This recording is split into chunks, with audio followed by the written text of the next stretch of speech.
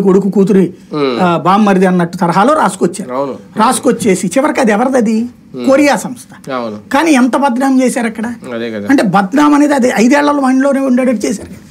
ఇప్పుడు అదే వాడు మొన్న వచ్చి కొరియా వాడు ఎల్జీ సంస్థ వచ్చి మేము వ్యాపారం నాకు సెజ్లో ఇవ్వండి, శ్రీ సిటీలో ఇవ్వండి, లేకపోతే ఇంకో చోట ఇవ్వండి అని అడుక్కున్నాడు.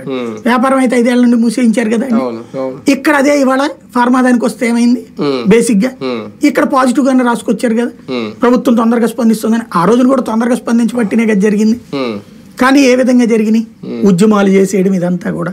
అంటే ఇదంతా ఏంటంటే ఆర్గనైజ్డ్ పాలిటిక్స్ చేయడం అనేది అది మీడియా, గ్రౌండ్ లెవెల్, పైన 3 కలిపి చేయడం తెలుగుదేశానికి వచ్చు. వీళ్ళకి అది చేత కాదు. Simple logic.